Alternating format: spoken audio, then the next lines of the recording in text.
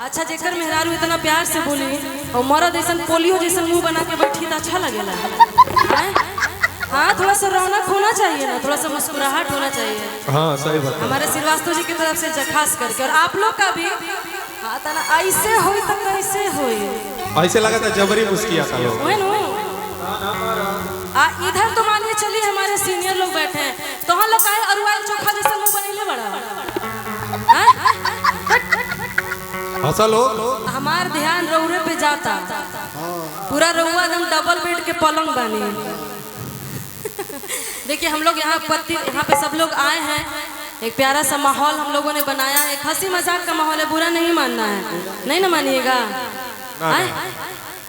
हाँ ना अभी तो कम से कम खुल के बोला भैया नानू, मुड़िया हिलेला में टैक्स ना लगी, नहीं तो हम लोग का नेता थोड़ी है, टैक्स नहीं लगेगा, थोड़ा सा ऐसे ऐसे कर दीजिए या ऐसे ऐसे कर दीजिए ना ना। भौजाई खातिर रहुआ एकदम सुपर व्यवस्था बनी, और कुछ के जरूरत नहीं है। हमारे बीच और भी एक कलाकारा बड़ी अच्छी गायिका आई हुई है, उसका भी एंट्री हो जाए, एक दो गाना हो जाए। अभी तो हमने केहू के जाए के नहीं खेलू, तब तक एंट्री कलाकारा की भी करवा दीजिए।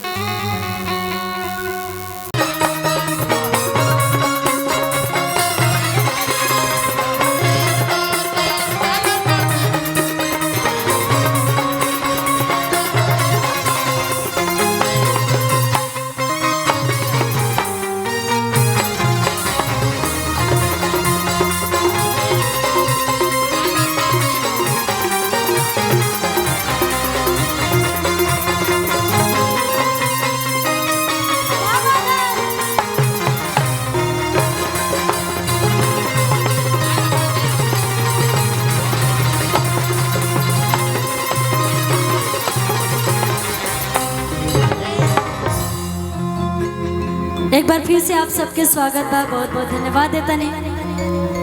और राहुल भैया भी आवता नहीं, भाभी भी आवता नहीं और बबुआ भी आवता, तब हमने आशीर्वाद दे और बबुआ खाती कहल जाई। तब तक एगो गीत के फरमाइश आई हम चाहब के पूरा करें, जैसे कि हमारे राजा भैया कहाँ है, राजा भैया अगर आएंगे तो और ही अच्छा लगेगा। राजा भैया सच में दिल के भी राजा है ना छोटन भैया। नवीन भैया के फरमाइश हम पूरा करम पहले, ओकर बाद से एगो गीत के हमारे फरमाइश आयल रहे, बड़ी सुंदर लाइन हो सकता नवीन भैया के केहू के याद आ गई हो तो ऐसे ही फरमाइश कैनी है।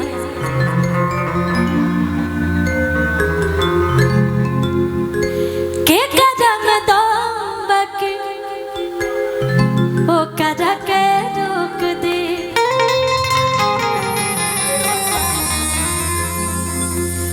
जाना जाई पियावा तो पानियो कर नाप दे।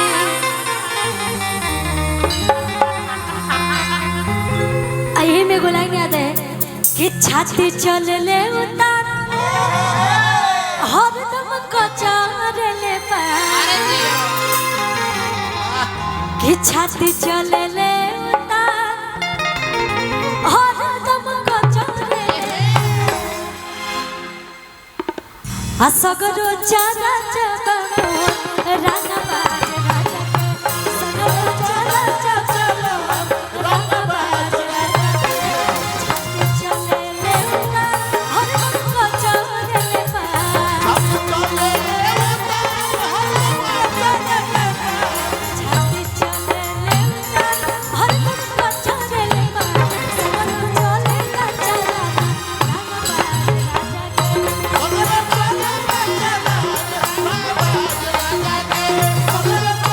राना बाज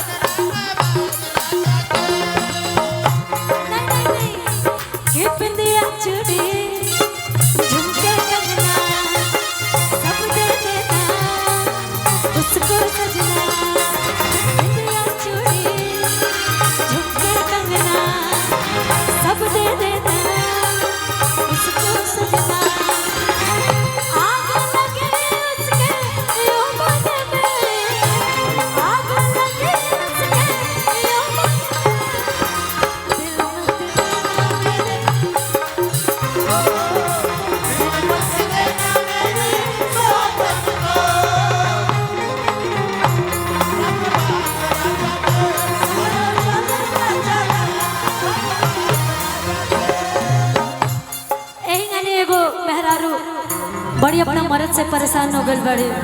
अच्छा क्या नाम है आपका? प्रियंका जी हैं। और आपका क्या नाम है जी? नीतू जी हैं। अच्छा प्रियंका आपका शादी हो गया है? शादी नहीं हुआ है। नीतू तो नहीं के भाई। अच्छा ठीक है, जब तुहन लोग के बियाह होई तो तुहनो अपना मर्द से ऐसे कबो जान तड़का कि हटावा दारू पिया तू हयो ठावा के पानी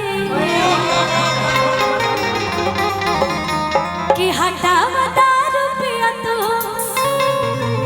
हयो ठावा के पानी। जैसे हमारे भाभी पंकज बैग हमेशा यही बात कहते हैं, लेकिन ये सुनते ही नहीं है। पंकज भैया 2 बजे 3 बजे रात में चल जाते हैं कॉपी करवाने। डाटा कॉपी होला हार्ड डिस्क से पेन ड्राइव में कॉपी होला। विश्व हिंदू पूर्वी से सिरनी बहनों के प्रस्तुत के लिए कोटि कोटि नमन। भैया को बहुत बहुत धन्यवाद इतना प्यारा आशीर्वाद देने के लिए। मैं चाहूंगी एक बार जोरदार ताली बजा दीजिए आप सब। लेकिन कह ली अच्छा आप सबकी भी वाइफ यही बोलती होंगी, जानते हैं क्या कि हटावा दारू पिया तू अरे उठावा के पानी। और वही अंदाज में कि छोड़ा राजा का जाए अब समारो मर जावा।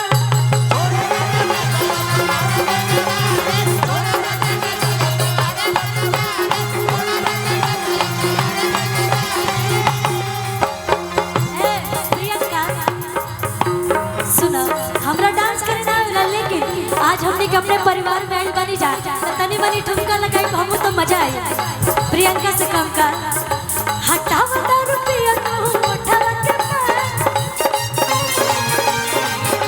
हटावा दारू पिया तू उठावा के पानी हटावा दारू पिया तू उठावा के पानी। और एक ना कहली मेरा रुआ कलश बड़ी भाव में का कि छोड़ा राजा का जाए अब संभालो।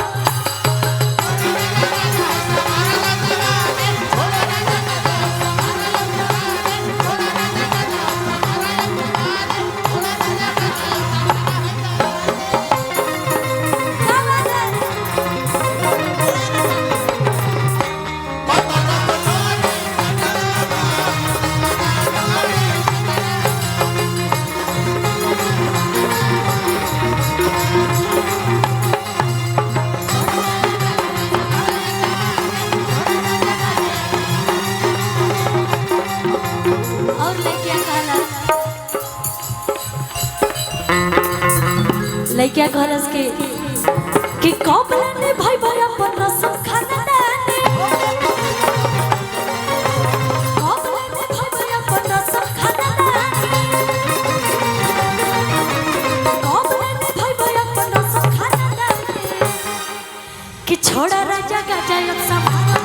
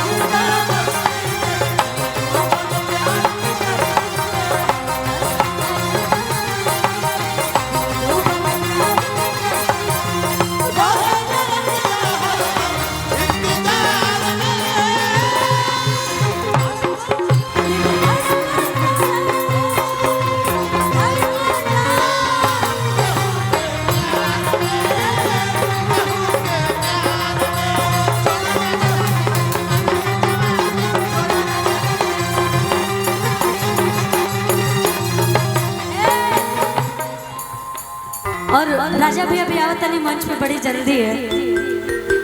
यही में एगो गीत आइल है, बड़ी लय सुंदर लगेला।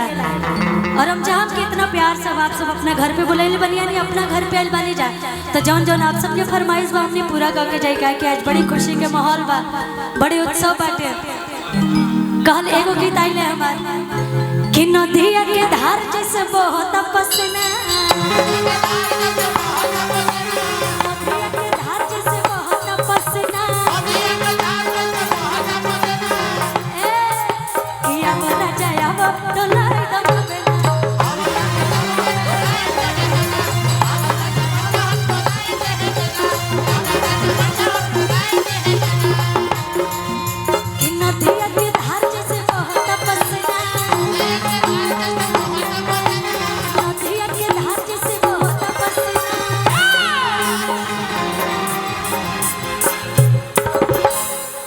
आज बहुत गर्मी हो रही है और यहाँ से जितने भी लोग जाएंगे अपने घर उनकी बीवी यही बोलेंगे कि आवा राजा आवा डोलाए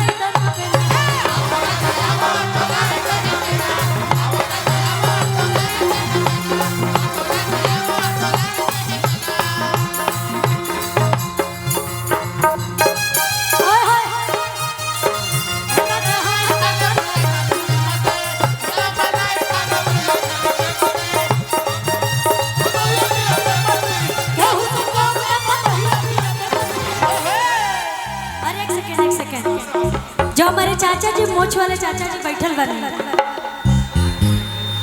चाची जान तरीका कही है कि बुढ़वा मलाई खाला बढ़िया खा ले लो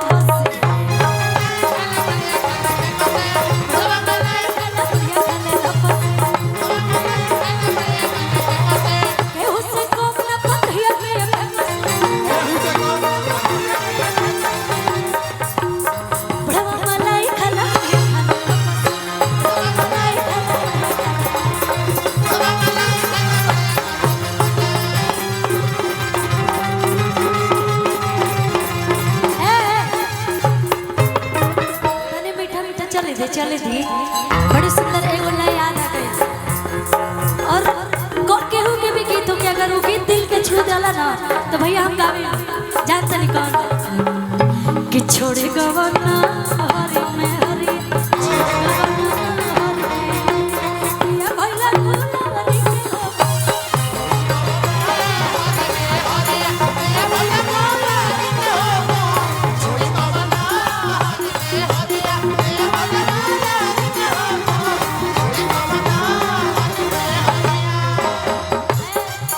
कि कमल सवतिया मरल ममतिया अपनी गुजरिया कइल तू बोला टिंकू भैया बोला कि सुना सुना लागे नजरिया पिया भइला गुलाबी के हो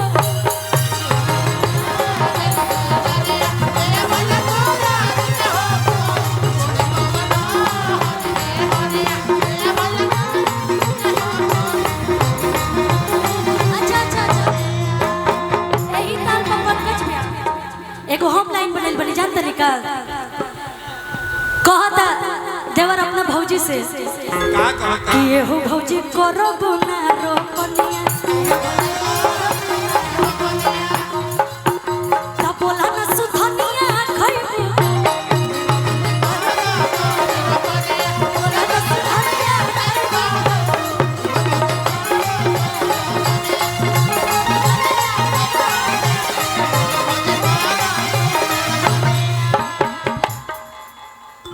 ऐसा ही नहीं गावत हम पूछत चाहते हैं एने रोपनी उपनी हो गए खेत के काहे कि हमरा और तो हो गए अभी नहीं हुआ है अब भाई होता हो गया अच्छा कुछ का हो गया है जानते हैं क्यों पूछ रहे हैं एक मेरा गाना बाकी है वो भी शूटिंग नहीं हुआ है और हम जहाँ देख रहे हैं तहाँ सब रोपनी हो गया है अब सोच रहे हैं कि इसी गांव में आके शूटिंग कर लेते तो अच्छा रहता अरे तोहरे खातिर 4 बीघा बुआ दिए जा नहीं काहे कि जहाँ देखे तहाँ सब रोपनी हो गए बा हम पूछल चाहते अगर एक गांव में चाहे एरिया में ना भइलो तो मैं ही जाके अपने गाना का शूटिंग कर ले कहलस देवरवा का कि ये हो भौजी करो ना रोपनिया त बोला ना सुधनिया खइबू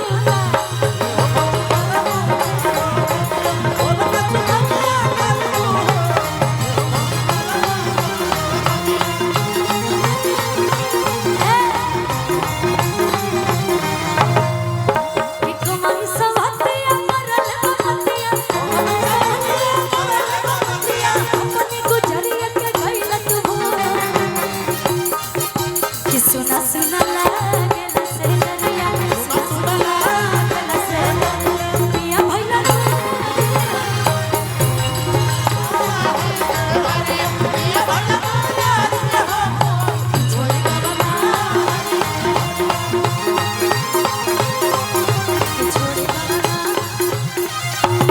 एक बार अच्छा लगा तो आप लोग ताली बजा के अपना आशीर्वाद दे दीजिए बहुत बहुत धन्यवाद। अरे वो बड़ भैया अभी आई नहीं है जा नाम नहीं जानते को गाना के फरमाइश चल रहा है। ये गाना हमरो बड़ी पसंद बा, हमार गोलू राजा भैया के गीत हवे।